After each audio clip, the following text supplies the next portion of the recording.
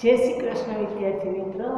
હવે આપણે પહોંચ્યા ચોથા પ્રશ્ન ઉપર કે અમુક ધ્વનિ બીજા ધ્વનિ કરતા શા માટે મોટેથી સંભળાય છે। આપણા ચોથા પ્રશ્નનો જવાબ બાકી હતો વિદ્યાર્થી મિત્રો। તો એ જવાબનો આપણે એ પ્રશ્નનો જવાબ આપણે અહીંયા મળશે કે એનું કારણ છે કંપનનો કંપ વિસ્તાર, આવર્તકાળ અને આવૃત્તિ। આ ત્રણ વસ્તુ ડિપેન્ડ છે કે બીજા કરતા આપણો અવાજ શા માટે મોટેથી, બીજાનો અવાજ હોય એના કરતાં અમુકનો મોટેથી સંભળાતો હોય, અમુકનો પ્રકાર અલગ હોય, ત્રીનો તીક્ષ્ણ, એટલે કે આ બધી વસ્તુ જે અલગ પડવાની વાત છે, અવાજને અલગ કરવાની વાત છે, એ કોના ઉપર ડિપેન્ડ છે? તો આ ત્રણ વસ્તુ ઉપર। એક તો કંપનનો કંપ વિસ્તાર, આવર્તકાળ અને આવૃત્તિ। આપણે કંપનનો કંપ વિસ્તાર અને આવર્તકાળ વિશે શીખી ગયા વિદ્યાર્થી મિત્રો કે એ 7મા ધોરણમાં શીખી ગયા। આપણે દોલનની વાત કરી, કંપન એટલે દોલન, મેં તમને સમજાવી દીધું કે બે વસ્તુ એક જ છે પણ અલગ અલગ ઓલામાં આપણે અલગ અલગ શબ્દનો ઉપયોગ કરીએ છીએ, બરાબર। એ વાત હતી લોલકની ને સમયની, તો આપણે એ પ્રમાણે વાત કરતા હતા। અહીંયા આપણે ધ્વનિની વાત કરીએ છીએ એટલે એને કંપન કહીએ છીએ વિદ્યાર્થીઓ, પણ જે દોલન થાય છે એને જ આપણે કંપન કહીએ છીએ વિદ્યાર્થી મિત્રો। અને કંપ વિસ્તાર એ હમણાં આ પાઠમાં આપણે શીખી ગયા કે કંપનનો કંપ વિસ્તાર કે ક્યાં સુધી પ્રસરે છે, બરાબર।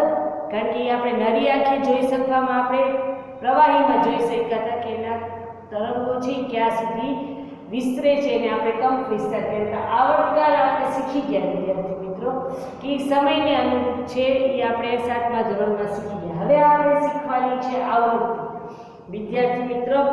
કે આવૃત્તિ એટલે શું? કે દોલનની જે સંખ્યા, બરાબર, સમયને જે સંખ્યા દોલન થતું હોય, એક સેકન્ડમાં કેટલા દોલન થયા એને આવૃત્તિ કહેવાય।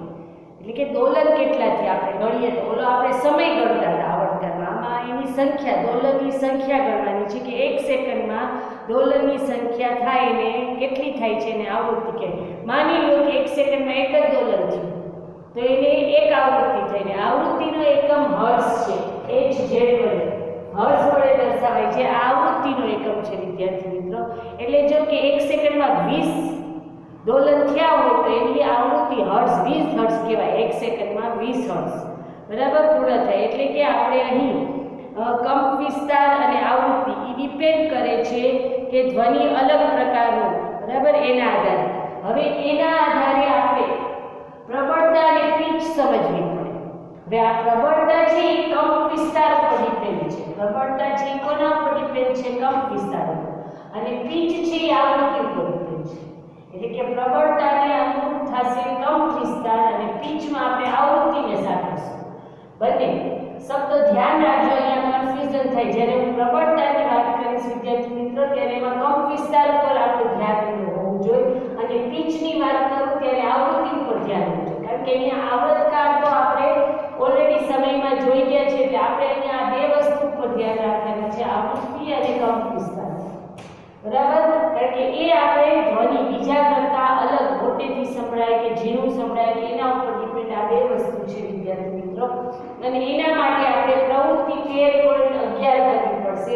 એમાં એમ કીધું છે કે ગ્લાસ લ્યો, ધાતુનો એટલે કે સ્ટીલનો એક ગ્લાસ લ્યો અને એની ઉપર ટેબલ સ્પૂન વડે એને ધીમેથી ધાતુના ગ્લાસની ધાર ઉપર અથડાવો અને એમાં ઉત્પન્ન થતો અવાજ સાંભળો, એ તમે ધ્યાનમાં રાખો। બીજી વખત ચમચો લો અને એ જ વસ્તુ પાછી કરો, જો પહેલાં કરતાં હવે એનો અવાજ તીવ્ર પ્રહારે ઉત્પન્ન થશે, અવાજ મોટો થઈ જશે વિદ્યાર્થી મિત્રો।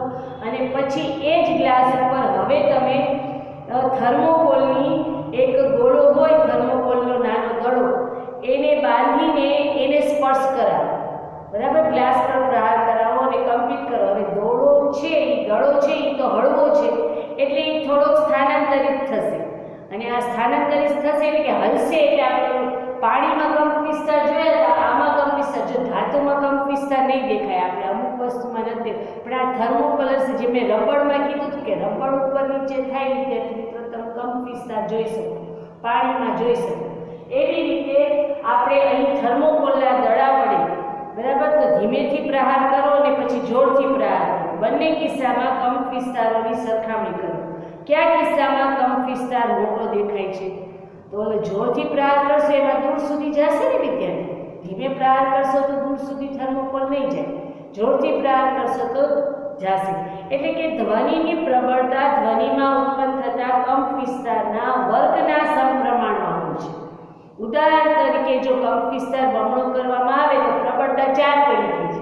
મેં કીધું વધી જશે, બરાબર. પ્રબળતા ડેસિબલ ડીબીમાં, ડેસિબલમાં આપણે પ્રબળતાનો એકમ આપણે ડેસિબલ કહીએ છીએ, એ દર્શાવવામાં આવે છે. હર્ટ્ઝનો એકમ એઝેડ અને પ્રબળતાનો એકમ ડીબી, બરાબર. અહીં આપણે સામાન્ય શ્વાસ લેતા હોઈએ ત્યારે આપણી પ્રબળતા 10 ડીબી હોય છે. ધીમેથી વાત કરીએ 5 મિનિટ સુધી તો 30 ડીબી થઈ જાય છે, અને મોટેથી વાર્તાલાપ કરતા હોય વાતચીત તો 60, ટ્રાફિક વ્યસ્ત હોય તો 70 ડીબી, અને ફેક્ટરીનો અવાજ 80 ડીબી. શારીરિક રીતે આપણે આ કષ્ટદાયક 80 ડીબી હોય એ મોટો કહેવાય ને, તો એ આપણે ફેક્ટરીનો અવાજ આપણે કષ્ટદાયક એટલે આપણે સાંભળવો ગમતો નથી.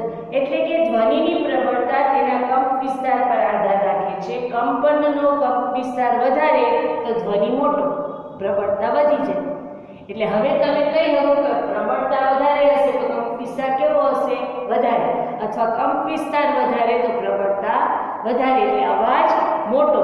અને જો કંપ વિસ્તાર નાનો હોય તો ઉત્પન્ન થતો ધ્વનિ છે એ ધીમો સંભળાશે, નબળો સંભળાશે, બરાબર. કંપ વિસ્તાર વધારે હશે તો ધ્વનિ મોટો સંભળાશે, અને કંપ વિસ્તાર ઓછો હશે તો ધ્વનિ કેવો સંભળાશે? મંદ સંભળાશે. વિદ્યાર્થી મિત્રો, એટલે કે પુખ્ત વ્યક્તિની ધ્વનિ છે એ મોટેથી આપણે સંભળાય છે, અને સ્ત્રીઓનો, બાળકોનો અવાજ ધીમો સંભળાય, એટલે કે જુદી જુદી, બરાબર. આશ્ચર્ય આપણે એમ થાય કે મોટો અવાજ હોય અમુકનો, એ વ્યક્તિને એમ થાય કે એની કંપ વિસ્તાર વધારે છે. વિદ્યાર્થી, અને હવે આવે કે અવાજ નાનો ને મોટો અલગ વાત છે, એ તો તમે પ્રબળતાઓ તો કર્યા, પણ પીચ શું છે? તો પીચ છે એ આવૃત્તિ ઉપર ડિપેન્ડ કરે છે, અને આવૃત્તિ નક્કી માટે એ તીક્ષ્ણ, જો અવાજ તીણો હોવો અને એ અવાજ તીણો હોય તો પીચ વધારે હોય. પીચ એટલે કે આવૃત્તિ, પીચ સાથે મેં કયો કીધું કે આવૃત્તિ વધારે તો અવાજ તીણો, એટલે કે સ્ત્રીઓમાં આવૃત્તિ વધારે હોય એનો અવાજ તીણો હોય, પુરુષોનો અવાજ થોડો ઘોઘરો હોય, એટલે કે એમાં આવૃત્તિ ઓછી હશે. બાળકો તો એનાથી અવાજ તીણો હોય, એટલે કે એમાં આવૃત્તિ સ્ત્રીઓ કરતાં પણ વધારે હોય. એટલે કે આ પીચ છે એ આવૃત્તિ પર ડિપેન્ડ છે. આવૃત્તિ વધારે તો તેની પીચ તીણાપણું વધારે હશે, બરાબર. તીણાપણું વધારે, આવૃત્તિ વધારે તો તીણાપણું વધારે. કંપ વિસ્તાર પ્રબળતા અને પીચ છે એ આવૃત્તિ ઉપર ડિપેન્ડ થશે. વિદ્યાર્થી મિત્રો, એટલે અહીં આપણે અલગ અલગ, સીટીનો અવાજ છે એ તીક્ષ્ણ હોય, ઢોલનો ન હોય. વિદ્યાર્થી મિત્રો, બરાબર. એટલે કે ડ્રમ છે એ ઓછી આવૃત્તિવાળી છે, જ્યારે સીટી છે એ સિસોટી છે એ વધુ આવૃત્તિવાળો છે. સી છે એ ઓછો, એનો અવાજ ઘોઘરો હોય, પણ પક્ષીઓનો તીક્ષ્ણ અવાજ હોય, એટલે કે પક્ષીઓમાં આવૃત્તિ વધારે છે, જ્યારે સીની ગર્જનામાં આવૃત્તિ ઓછી છે. એટલે પક્ષીઓની ધ્વનિ દુર્બળ હોય પણ એ તીક્ષ્ણ હોય, એટલે કે કંપ વિસ્તાર ઓછો છે પણ આવૃત્તિ વધારે છે. બે ઓપોઝિટ થયું, પક્ષીઓમાં કંપ વિસ્તાર ઓછો છે પણ આવૃત્તિ વધારે છે, જ્યારે સીમાં કંપ વિસ્તાર વધારે છે પણ આવૃત્તિ ઓછી છે. વિદ્યાર્થી મિત્રો, આ ધ્યાનથી પેરેગ્રાફ એકવાર વાંચી લેજો. હું હજી એકવાર બોલું છું. સીમાં કંપ વિસ્તાર વધારે પણ આવૃત્તિ ઓછી, જ્યારે પક્ષીઓમાં કંપ વિસ્તાર ઓછો, આવૃત્તિ વધારે. આવૃત્તિ એટલે પીચના ઉપર ડિપેન્ડ છે, જે તીક્ષ્ણપણું બતાવે છે, એટલે કે અવાજ તીણો હોય એનો એ બતાવે છે. અહીં પુરુષોનો અવાજ તીણો નથી હોતો, સ્ત્રીઓનો અવાજ તીણો હોય છે, એટલે કે એની આવૃત્તિ વધારે, જ્યારે કંપ વિસ્તારમાં કોણ વધી જાય? પુરુષો વધી જાય. હવે એના પછીનો ટોપિક છે શ્રાવ્ય અને અશ્રાવ્ય ધ્વનિ. તો શ્રાવ્ય એટલે આપણે સાંભળી શકીએ એવા ધ્વનિને શ્રાવ્ય કહેવાય, અને ન સાંભળી શકીએ એવા ધ્વનિને આપણે અશ્રાવ્ય કહેવાય. તો આપણા કાનમાં એ પ્રબળતા એ પ્રમાણે છે કે 20 કંપન પ્રતિ સેકન્ડ, એટલે કે 20 હર્ટ્ઝથી ઓછો અવાજ આપણે સાંભળી શકતા નથી, અને 20,000 હર્ટ્ઝથી વધારે અવાજ પણ આપણે સાંભળી શકતા નથી. 20 હર્ટ્ઝથી 20,000 હર્ટ્ઝની વચ્ચેનો અવાજ આપણે મનુષ્ય સાંભળી શકીએ. એટલે કે આપણી મર્યાદા રેન્જ કેટલી? 20 હર્ટ્ઝથી 20,000 હર્ટ્ઝ. આ 20,000 હર્ટ્ઝને 20 કિલો હર્ટ્ઝ પણ કહી શકાય. પણ તમે એક જ એકમ યાદ રાખવું હોય તો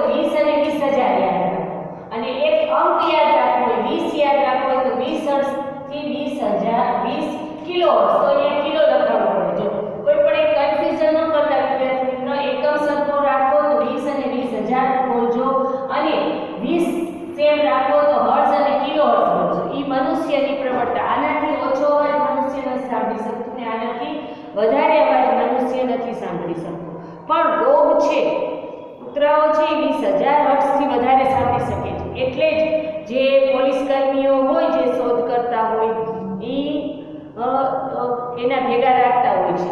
એવી જ રીતે આપણે જે અલ્ટ્રાસાઉન્ડ સાધનો છે એની ઉચ્ચ 20,000 હર્ટ્ઝથી પણ વધારે હોય છે એની આવૃત્તિ, વિદ્યાર્થી મિત્રો. એટલે કે આપણે અહીં મર્યાદા, આપણા કાનની મર્યાદા યાદ રાખવાની છે 20 હર્ટ્ઝથી 20,000 હર્ટ્ઝ. હવે પછીનો ટોપિક આવશે ઘોંઘાટ અને સંગીત. તો આપણે ખબર જ છે કે જે આપણા કાનને ન ગમતો અવાજ હોય એને આપણે ઘોંઘાટ માનીએ. જેમ કે ટ્રાફિક સિગ્નલ ઉપર અવાજ હોય, યાની કે ટ્રાફિકનો અવાજ હોય, ફેક્ટરીનો અવાજ હોય, વિદ્યાર્થી મિત્રો કોઈ જોર જોરથી ડીજે વગાડતું હોય એ અવાજ ઘણી વખત આપણે નથી ગમતો. ફટાકડાનો અવાજ. જ્યારે સંગીત એટલે કે મધુર સંગીત, ધીમા અવાજે જે વાજિંત્ર વાગતા હોય, સંગીત ઉત્પન્ન કરતા હોય એ અવાજ આપણને ગમે છે. એને આપણે એટલે કર્ણપ્રિય અવાજ કહેવાય સંગીત. અને ઘોંઘાટ છે એ આપણે ગમતો નથી, આપણા કાનને ગમતો નથી, એટલે એને આપણે ઘોંઘાટ કહીએ છીએ. ધ્વનિ પ્રદૂષણ. જે આ ઘોંઘાટ છે એ એક પ્રકારનું શું છે, જેમ હવાનું પ્રદૂષણ હોય, પાણીનું પ્રદૂષણ, એમ ધ્વનિનું પ્રદૂષણ કે જે આપણે ગમતું ન હોય, આપણા કાનને તકલીફ આપતું હોય. જોર જોરથી ફટાકડા ફૂટવા, ટ્રાફિકનો ઘોંઘાટ, પછી જોર જોરથી બોલવું વિદ્યાર્થી મિત્ર. એવી જ રીતે કોઈ ભીડવાળી જગ્યા, માર્કેટમાં ગયા હોય તો ત્યાંનો અવાજ પણ આપણે ન ગમતો, એ આપણે ધ્વનિનું પ્રદૂષણ. જોરથી ટેલિવિઝન સાંભળવું કે ટેપ રેકોર્ડર સાંભળવું કે જોરથી સંગીત સાંભળવું એ પણ ધ્વનિનું પ્રદૂષણ છે વિદ્યાર્થી મિત્રો. એ પ્રદૂષણ હાનિઓ કઈ રીતે? કોકને બીપીની બીમારી થઈ જાય, હાઇપરટેન્શન થઈ જાય, ઘણી વખત ચિંતામાં ઊંઘ ન આવે. આપણે ખબર છે કોઈ જોર જોરથી સંગીતે જોરથી વગાડતું હોય તો આપણે ઊંઘ આવતી નથી, કારણ કે ધ્વનિનું પ્રદૂષણ કહેવાય વિદ્યાર્થી મિત્રો. અને એને નિયંત્રણમાં રાખવા માટે આપણે એમ કહીએ કે હવે વાહનોમાં આપણે ખબર છે કે સાયલેન્સર ફિટ કરીએ છીએ. એવી જ રીતે અમુક ફેક્ટરીઓમાં, અમુક કારખાનાઓમાં, અમુક મશીનોમાં સાયલેન્સર ફિટ કરી દે તો આપણે પ્રદૂષણને નિયંત્રણમાં રાખી શકીએ. જે ધ્વનિ પ્રદૂષણ છે એને વિદ્યાર્થી મિત્રો આપણે શું કરી શકીએ કે નિયંત્રણમાં રાખી શકીએ. આપણે સાયલેન્સર ફિટ કરવા જોઈએ, ધીમું વગાડવું જોઈએ વિદ્યાર્થી મિત્રો. અને ખાસ કરીને બસ સ્ટેન્ડ છે, રેલવે સ્ટેશન છે, એરોડ્રોમ છે, એની આજુબાજુ વૃક્ષ વાવીએ ને વિદ્યાર્થી મિત્રો તો પણ એના લીધે ધ્વનિ શોષાઈ જાય આપણા. અને અમુક ફેક્ટરીઓ જે વધારે અવાજ ઉત્પન્ન કરતી હોય એ આપણા રહેણાંકથી દૂર રાખવી જોઈએ. આ બધું ધ્યાન રાખીએ તો આપણે નિયંત્રણ કરી શકીએ ધ્વનિ પ્રદૂષણનું. આપણે ખુદ જ વધારે પડતું ધ્વનિનું પ્રદૂષણ ઉત્પન્ન કરીએ છીએ. આપણા હાથમાં છે કે આપણે ધ્વનિ પ્રદૂષણ ઓછું કરીએ વિદ્યાર્થી મિત્રો. તો અહીં આપણા બધા પ્રશ્નોના જવાબ આપણે મળી ગયા વિદ્યાર્થી મિત્રો. અને આપણે આ જે અવાજનું છે એ પણ ફરી એક વખત રિપીટ કરી જાઓ કે પ્રબળતાથી અવાજ મોટો અને નાનો, કંપ વિસ્તાર ઉપર. જો કંપ વિસ્તાર વધારે હશે તો અવાજ મોટો હશે, કંપ વિસ્તાર ઓછો હશે તો અવાજ મંદ હશે. અને પીચ છે એ આવૃત્તિ ઉપર ડિપેન્ડ છે. પીચ આવૃત્તિ વધારે હશે તો પીચ એટલે તે તીક્ષ્ણ અવાજ હશે, અને આવૃત્તિ ઓછી હશે તો અવાજ તીક્ષ્ણ નહીં હોય, થોડોક બગડો અવાજ, ઘોઘરો અવાજ હશે વિદ્યાર્થી મિત્રો. એનું ઉદાહરણ મેં આપ્યું. આ જ ટોપિક અઘરો છે સિંહ, કે સિંહની આવૃત્તિ ઓછી છે બરાબર, પણ એનો કંપ વિસ્તાર વધારે છે, એટલે કે પ્રબળતા વધારે છે, પીચ ઓછી છે. કંપ વિસ્તાર વધારે છે, પીચ ઓછી. અને પક્ષીઓ છે એનો પ્રબળતા ઓછી છે પણ પીચ વધારે છે, એટલે કે કંપ વિસ્તાર ઓછો છે, આવૃત્તિ વધારે છે વિદ્યાર્થી મિત્રો. એ બેસ્ટ ઉદાહરણ છે યાદ રાખવા માટે. બાકી આપણે અહીં પાઠ પૂર્ણ કરીએ છીએ. હવે આ પાઠમાં તમારે હોમવર્ક મારે અહીં આપવાનું છે, તો આ પાઠ અહીં પૂરો થયો. તમારે તમારું હોમવર્ક અહીં આપી દો. તમારે હોમવર્કમાં પહેલા તો ઘોંઘાટ અને સંગીત, બરાબર, ઘોંઘાટ અને સંગીત વચ્ચે તફાવત લખવાનો છે.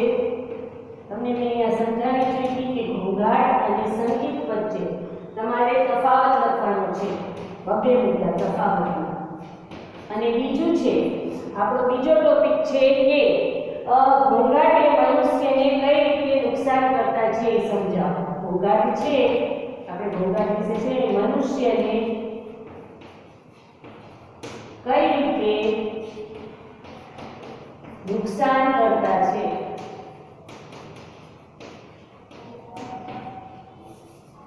છે તે સમજાવો.